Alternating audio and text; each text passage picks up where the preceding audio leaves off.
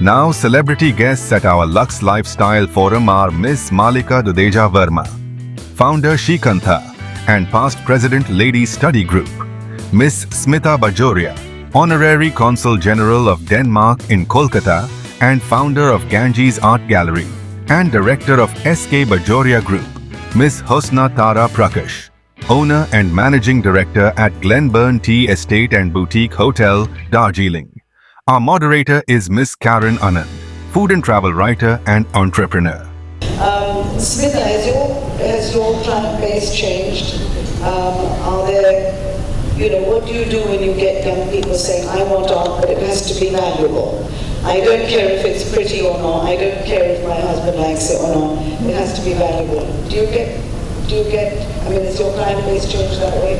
So with potential buyers, you have the naive buyer who will buy what visually appeals to him or not. Obviously, art always has to have a visual appeal. Sure.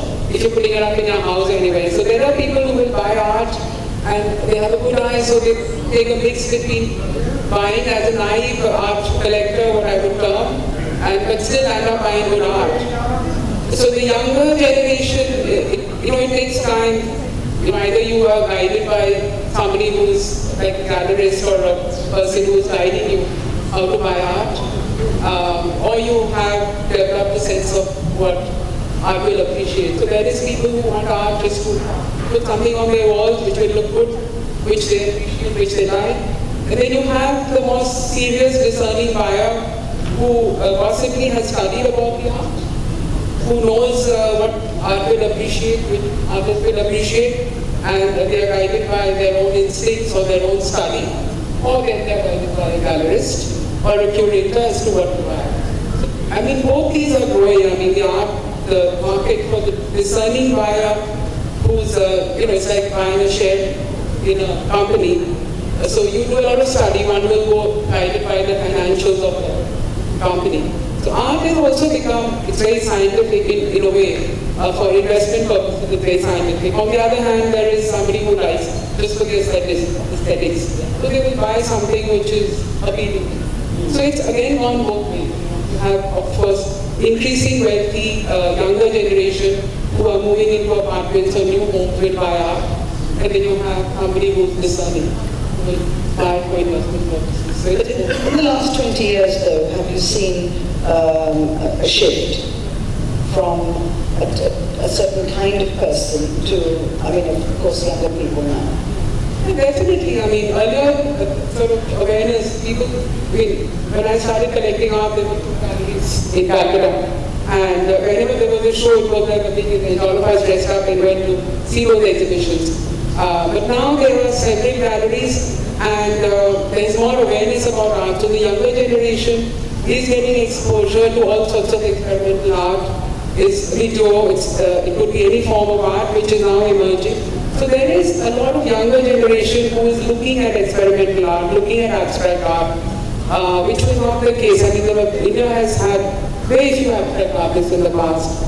A lot of the work was figurative in the last 20 years. There's an emergence of abstract art and other forms of art. So definitely there is a shift in dynamics from the kind of art which artists were doing and what people are doing now. And also so it mirrors the collector. If you walk into a young person's house, you will see that the art is quite experimental what they put up. It's quite new as compared to a person who's been collecting from before. So both in terms of the collector and in terms of artists producing art, there's been definitely a very major shift. Yeah. I went to a talk, I think Christie's or Sotheby's, whichever one has an office in Bombay on the first floor. And they were talking about prices in Indian art, even your Razas and so on, compared to artists who are equivalent in the US and the UK. That's right, and that's what I began with. I said, see, the Indian economy is booming. So obviously the art will reflect that trend. If a country does well, however good an artist is in a country, if the economy is not doing well, if people don't have more disposable income in their hands, the artist will not do well. So the same paintings may have taken, say, Hussain may have taken 30 years to come to a 1 crore price. In the last 20 years, in the last 2 years or 1 year, that is almost doubled. So what one bought, say for 50 lakhs maybe a few years ago, and which was 1 crore, say 2 years ago, has become 3 crore. So the boom in the art market is reflective of the boom in the Indian economy. And as such, because if you go back and you see the countries which are economically now declining a bit, like the UK, or you see other countries in Europe which are declining, you will see the decline in the demand for artists from that country is resonating with the decline of the economy, the financial economy. That's very interesting. Husna, back to hospitality. As a small boutique property, as we talked about big hotels, they have the advantage of having plenty of staff and amortizing costs between 100 rooms, etc. We've talked about this before, and there are very real problems when you have, or challenges, when you have a smaller hotel, because people, if you're charging the same as a 5-star, more commercial property, say, people will compare, oh, I've got a big swimming pool there, I've got a spa, I've got a this, I've got a that. How do you address that with 10 rooms or 9 rooms? Well, in terms of staff, we have a lot of multitasking. So, as I mentioned, we have about 60 staff on our estate, looking after just 16 guests, right? But they are guiding, they are housekeeping, they are serving meals when required, which is also something that people appreciate because they get familiar with the people and it comes alive as a community, which is also part of that. So does it mean that they have to serve from the left or the right or whatever? I actively avoid trained staff because I feel hospitality has to come from the heart, it has to be sensible. If you can anticipate what a guest needs, you're serving them far better than if you're following the rule book and putting something in front of them or a wine glass on the right side of the thing that they were actually craving a refill of a glass of water and you didn't notice that. So for me it's always about notice, anticipate, learn about the habits of our guests and then continue that through the rest of their stay. Yeah, that's very interesting. There's also a certain luxury in the ingredients that people are placing a value on today. Yes, right? provenance. So provenance, also where the ingredients are coming from, the fact that we now have our own cows and we're growing some of our own vegetables and it's very farm to table. There's a huge appreciation of that and the value of a tamarillo growing on a tree in the garden versus a tomato that's been shifted from somewhere abroad because it looks redder. So that local, the reduction of the carbon footprint, we don't serve things that don't come from the local region because there is a certain luxury to going to a new part of the world or a new part of the country and discovering something that people eat. Just last night I returned from Denver where we had 15 international chefs on a chef's retreat and we were foraging in the forests in California at the local mart and they were discovering these incredible ingredients that they were looking at as if they were gold, and it was wonderful to see because, that was what they considered luxury and that's what they wanted to take back to Singapore. We had a chef from the table in Mumbai who was just fascinated. They're from, they were international and they were looking at India with a whole new canvas because of these local cheeses and herbs and fermented items and vegetables that they were looking at in a local art in California. So to me, that is the new luxury. And that is what people wanted.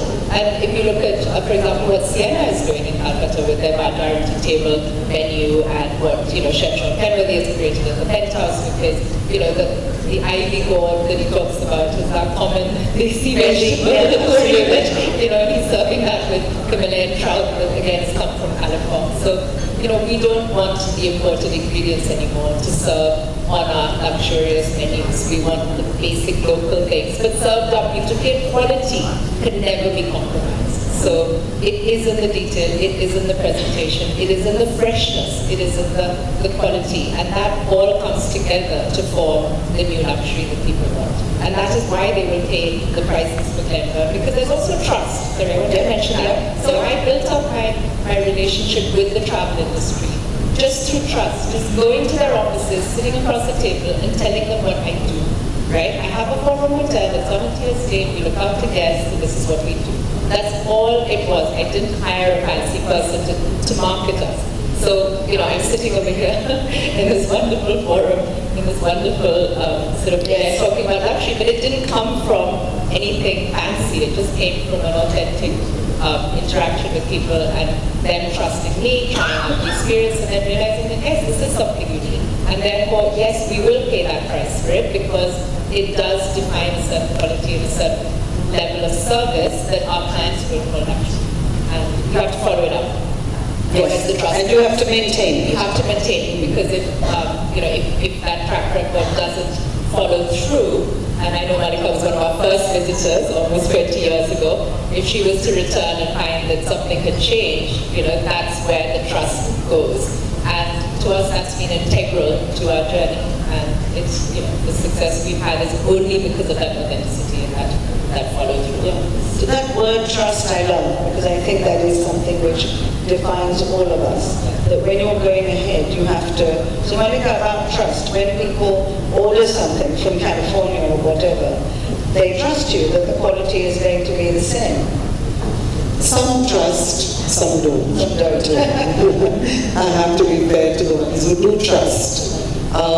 In fact, last night we had somebody who we've done this huge for the Ministry of Culture for the 75 years. We did this very, very elaborate, that's what I was explaining to Smita. We revived old designs. And this lady yesterday was looking at the revival pieces and asking me the sizes and prices midnight. She was from the US and blindly did not ask me why, because something like this, I was telling Smita right now, has taken about 2 years to make. So you have to trust me on that. You have to trust me that it is taking 2 years. People fall sick, not only in luxurious homes, but more in mud huts. Haldi falls on this. This Holi we lost 10 pieces because a child went in through something in my supervisor's 10 pieces, which had taken about a year and a half to make. You have to trust. You have to trust when you order something so intricate, so beautiful, so local, like the grassroots level, made in totally different circumstances to what we are aware of. So you have to trust it's going to take that much longer. You have to trust the price, you have to trust the fabric. Of course, there are cheaper versions, and I do know that there's a lot of kanthas, there are a lot of other hotels, there's a lot of other art. But that doesn't mean that we reduce our commitment to pay more every 6 months. And I think there we have earned trust. We have earned trust that we are not there to just undercut the money that's paid to the artisans. We need to get into more money coming in, and that's all based on trust. I remember once when I wore Malika's, she laughed when she saw it, but I had bought a dupatta, the brown and gold or orange or yellow, and I never wore it, so I basically cut a hole in it and made a dress. And when I wore it abroad, people thought it was a machine. And they actually looked, because it was so perfect, the kantha was all geometric. And they actually looked at the other side to confirm it. And I said, no, this is all hand done. And they actually did this to me. Flipped it to see if it was hand, I mean, they didn't trust me, clearly, to see if it was hand done or machine done because it was so perfect. Yes.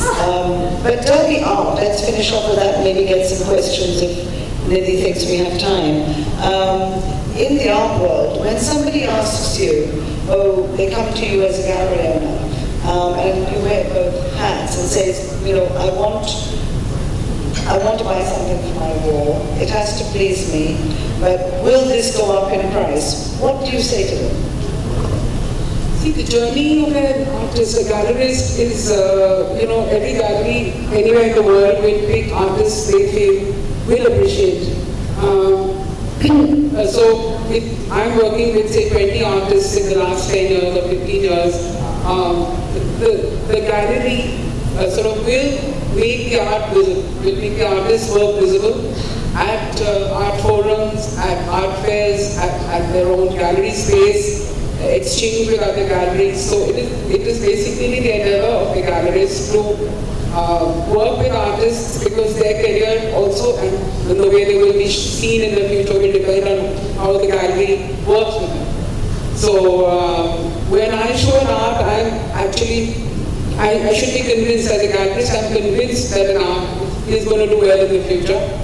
And I have to work with the artist over 15 years. Like we work with Chabo, he's a France-based artist, he's of Bangladeshi origin. We worked with him when he was unknown in India, and now he's very well known, and we worked with him for 30 years. So gallerists have to work with artists over years to create that sort of demand for them. Demand possibly is not the correct word, but to create that visibility for that artist. And the buyer has to have faith in the gallerist and the artist also. I mean, today anything can go wrong, and sometimes we work with artists and after 10 years, because of issues in their family, because they cannot work, it's not working, or they join companies which are, new age companies which are designing, or Instagram companies and all. So artists do have that side when they feel they cannot live with their art, which they're supposed to. They have a commercial aspect and they will work with advertising companies. But when a new buyer comes to me to answer Karen's question, you would definitely showcase an artist whose work falls within their budget and whom you know is going to take that leap of faith and that journey with that gallerist for the next 20 years. So I'm not just showing an artist once and then sort of saying yes, this artist will do well, but the journey is hand in hand. And sometimes the journey is with the buyer, because the buyer comes back every few years to buy a piece of art. And when he bought a piece of art 10 years ago, he's realized that yes, this artist's work has not happened, I was advised properly by the gallerist. Then that becomes like the three parties are working together, the artist, the gallerist and the collector. So we don't recommend art whom we feel, because we have eyes where we see a lot of art, and we have a sense of what will do well. So you guide somebody who's coming to buy accordingly. So the last question, then we're running out of time, about we're all doing great things, I think, in our field, whether it's hospitality or food or travel, textiles, art. But it's all about promoting what we do as well. It's not just about, we're doing great things. How do we get people to come and appreciate what we do? Because we do need to fall into that ugly world of marketing our product.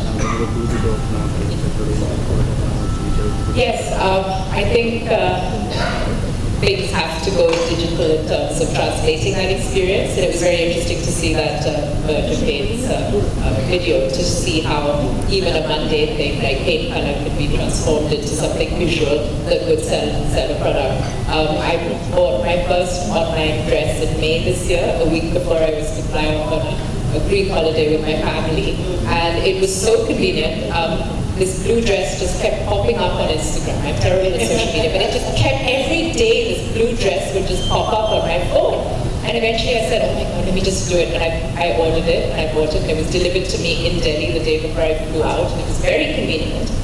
But I have to say, it didn't quite fit. Yes, I didn't really like it. And I was so excited about this dress. I said to my kids, I said, what do you think? And they said, yes, go for it. But I haven't really worn it. Yeah. So it really got me thinking about how you really have to be able to find this balance between, I guess, word of mouth, buy something from Malika and you'll never regret it, to, I saw this online, it looks amazing, but how can I get to the physical store to feel it?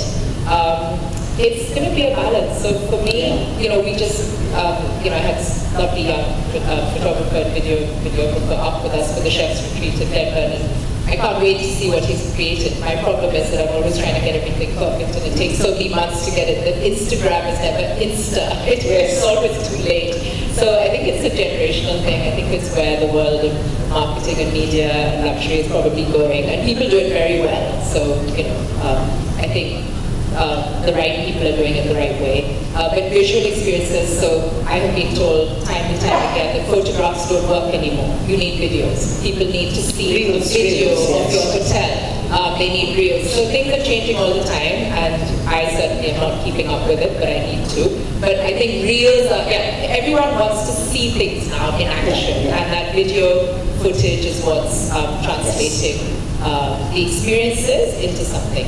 And we haven't talked about sustainability, but just a quick mention that we organize these tours around Bengal, and a lot of our very high-end clients from international shores and countries are coming to us and saying, we don't want to hire that car and driver, can you please find us a way to travel around by train? So it's not that they don't have the money, it's not that they don't have the money to pay for a private car and driver, but they want to be more sustainable. They want to travel by train, they want to walk, they want to do things that they would normally do.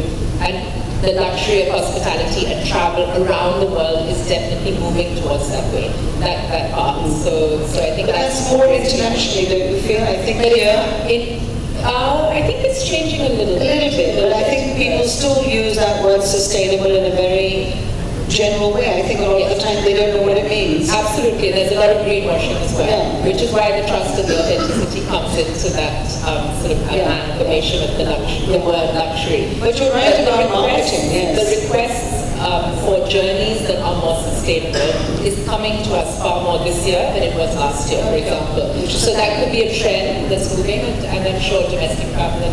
But then again, train travel is very rampant in India. So and I'm sure it'll become more and more luxurious. Yeah, but but right now the problem is I put people off because it's not quite European train travel or UK or US train travel. So when they come here, they have these romantic ideas, and then when they can't find a clean bathroom, they get a bit upset. So but then again, the conversation that they have with somebody sitting on the train with them is so precious and so luxurious because they couldn't have crafted that into an itinerary in a five-star hotel. Yeah. So it's they're willing to accept that, it's the right sort of guest. But it's not people that don't have the money. It's people that have a lot of money, but they want to travel differently and they want to stay in different types of hotels. Yeah. And that's what's making a change. No, that's a very interesting point. Malika, on the last note of marketing your products, marketing art, are we getting into hiring somebody to make reels? Is that Oh yes, tomorrow. I have this reel maker coming in for the new collection.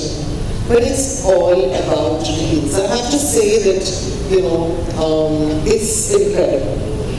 And it really is instant. Oh, it's instant, and I think everybody's just telling me, the quality of reels and social media is not good enough. I don't have the money to pay these people. Where do I get that from? Yeah. Well, my son has a social media company, and I know he is. But I was told by somebody last year at ITC Foods, and he hired me many years ago to do a range of products for ITC Foods under Kitchens of India. And I did their jams and chutneys and so on. And he said, Karen, 15, 20 years ago, you were on all the magazines. Now, of course, there aren't any magazines. You were on the covers. What are you doing for your own promotion now, right? This was last year, beginning of last year. And I said, not much. And he said, well, you have to get onto Instagram. You have to do this. I said, okay. I have, a social media sitting at home who didn't tell me anything. And he did. And so I said, okay, let me get onto Instagram. Let's start Instagram. I got about 4,000 or 5,000 followers. Now I have 25, just because of Reels. Mm-hmm. No paying, no nothing. This is organic. It's just the Reels. So it does work. And in terms of travel, just quickly, there is a lady called Serena Crawford who does a lot of very small tours, the kind of thing I'm doing, but much more luxurious. She does in the real thing of luxurious, Coming here in a month. She's coming here. She comes to India very often, and I like what she does. But she gets these really, she seems to get these very kind of well-off American women. And I had 3 women with me to Uzbekistan in April, and they've gone on her tours as well. And they love what I do, and they said, I said, how do you get onto Serena's tours? How did you do it? And they said, Instagram. I said, you trusted her through Instagram? And they said, yes. So it is a very powerful tool. It is a very powerful tool. It's generational, I have to say.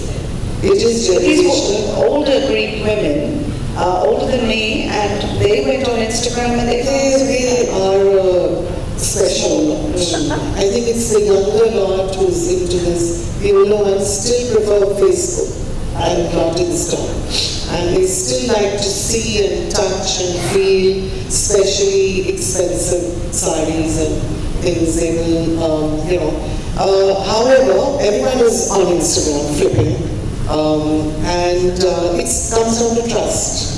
It's also like Serena, if you follow her, she'll post about everything. I walked down the street and I saw a rose and I picked it and then it's very personal. I'm having a really bad day today. It's freezing. The English weather is freezing. I'm drenched to the skin, but I've had Royal Ascot, so she'll be humorous. She's very clever because she brings in that whole, yes, I'm a Royal Ascot, or I'm in some fantastic boutique in Turkey. I'm freezing to death and I hate this, but I have to look pretty. It's those reels about the truth, about the organic person, about anything which is real and not just all made up, which gets you the followers and the belief. Absolutely. It's a personal thing. Absolutely. She represents luxury because people are paying a huge amount of money to go out there to these stores with her. But she's also so organic and down to earth as well in terms of what she communicates that she manages to fuse both of them seamlessly. And that's very well. Works very well. Absolutely. Last note, art, finance. What's happening there on marketing? Do you have to market finance? Not really. Well, art you certainly have to. Apart from art, the Ganges is doing a lot of art merchandise like you find in the museum shops. So anybody who wants to entertain in luxury can buy stuff which we do market on Insta and all these mediums. With these mediums, so we make very lovely plates and all which we market. Serious pieces of art, yes, but we don't do it. We don't go down to making reels and all, but we do, of course, put it on our website because we have buyers from all over the world. So we have to put it on stills. Merchandising is very interesting. How do you get that across? Merchandising, basically, we get it across through Insta. We not make reels, but it's like a word of mouth. People use it for wedding gift. Like we got an order for about 200 sets of plates, which people are giving because silver is becoming also very expensive, and people find the utility of these gifts to be, they're functional, they're funky, they're good, and on a dining table they sit very well. So we definitely use all the different social medias to market the art merchandise. The art buyers are far more conservative, so they would like to come to the gallery if they are in town, or then you market them through websites or through Facebook or slightly more old-fashioned media. But the new merchandise that we are doing, we have buyers from all age groups, so it's always different types of media that are used for that. But I must compliment both my friends here for what I would call responsible luxury. I think Malika, because I think that what she said touched a chord that a lot of the money is going back to the person who's creating it. So the fact that it's responsible luxury, it's not the luxury is coming to one person or to her or the company, is going back also for herself, because I think she's saying that she's promoting a lot of local, she and her colleagues and all, and they're promoting a lot of local goods, which they are foraging for and they are finding. So it is not imitating what is being done by chefs out there in the West. I promoted when I started doing my jams many years ago, and I used to say, we only use local fruit. We did try and get things from Himachal and so on. It was just very difficult because back end in India is not so organized. So we only use local fruit because it is local, but also it's going to come to me in one piece. People didn't quite get it. I could talk about Reliance, it's fine because there's nobody from Reliance here. But I remember Reliance came to me when they started doing supermarkets and said, could you do a range of products for us? And I said, fine. And we did a couple of jams. And I got a call from the MD of whatever, Fresh or whatever, and said, we have a big complaint against your products. And I said, I took the complaint because it was, a big guy. And I said, what's the problem? Oh, we found foreign objects in your jams. So of course I ran to Bombay. I didn't send my sales guy because I thought, what is this foreign object? We're very, very careful on QC and so on. Got there and they took out a piece of fruit.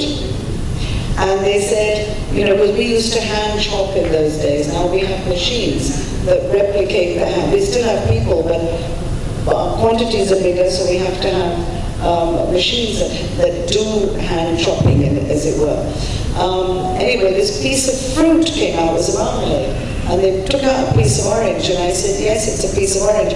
Where is the foreign object? And they said, well, that's it.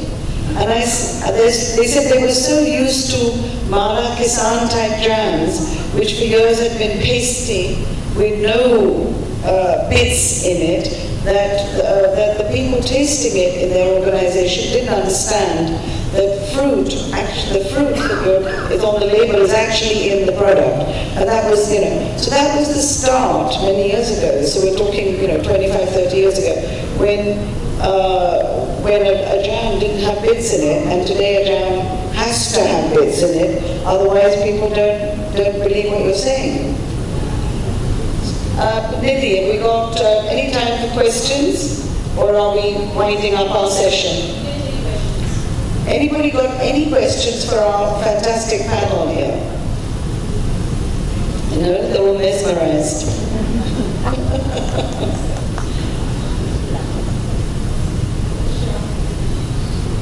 No questions? Any questions? Well, I have to thank my ladies on the panel for giving me all your time and really valuable insights into these fields of luxury and what luxury means today. Yes. Everybody looks quite mesmerized and engaging with the session. So maybe we will network and people will come as well. I just wanted to personally thank Karen because I think she's put in hell of an effort. Absolutely. After me for the last 1 month. So personally, I carry a vote of thanks from all the speakers for Karen. She's left behind a house full of guests. Absolutely. She's left behind a house full of house guests. Karen was my one point of contact for all these lovely ladies out here. So thank you so much, Karen, for bearing with me. And what a lovely combination of textiles, art, and wellness, and hospitality. That was the idea. Always looked at as luxury. So absolutely, it was very. Thank you, Nidhi, for bringing I us have a together. question. Sure. Yeah. Okay. So just a couple of days back, I read somewhere Dolce & Gabbana has introduced a dog perfume for $100. Dog perfume. So now that we are redefining luxury, I would want to understand from all of you, would you call that a luxury, or would you call probably a silk sari from your grandma's closet, to own that up is a luxury for you, or maybe that kind of a, if you love your pet and he's like a house member to you, what do you think, how would you differentiate? Well, I do spoil my dog. I must tell you, because I do have a house full of guests, and 2 days ago, she didn't eat the whole day. And because, my attention was all over the place, and it wasn't on her. So the next day, when some of them disappeared, I put melted butter. She loves amul, she doesn't like any other butter. I melted amul on her food. And of course, after that, it was, so that's the extent I go. I don't know if I would do a dog perfume. I think it's also very relative. My mom, who's 86 today, won't let me spend on reels because she thinks I'd rather build a bathroom in the village.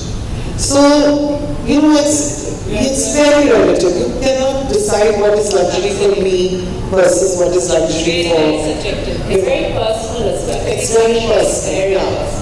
So, people define luxury so Yes, so today's generation, I feel, we just define what is luxury for us. And from moment to moment, it keeps changing. It's very personal. I saw there's Dolce & Gabbana launched a dog perfume. For the dog. On the dog. Yeah. That's See, dog the friendly. That's dog dog friendly. lovers are in a different category. Let's not go there. maybe it's for your house guests. So, just ready some eyes. Okay, great. So, it was a great session. We will now move on to felicitate our panelists with a token of appreciation from ICC. I would request Mr. Nilanjan Chaudhary, Additional Director, to please do the honor.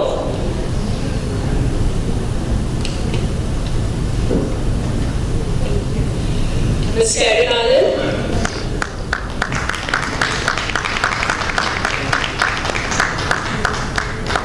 Ms. Smita Bajoria.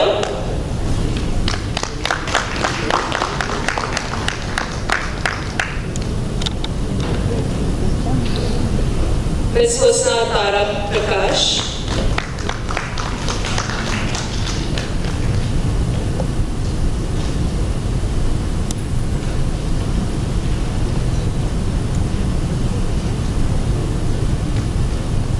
And Ms. Malika Dudeja Varma.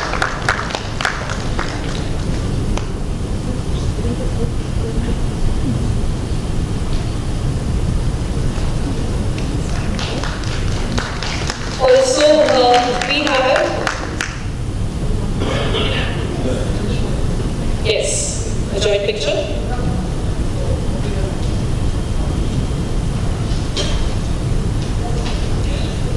Also, I would request Ms. Anita Singhania from Avedan, who would want to gift our powerful ladies. She is the owner of a shawl and stole company called Avedan. It's a beautiful creation and she would want to give this to our powerful ladies. No matter how much we talk about gender equality, but we see ladies are always privileged.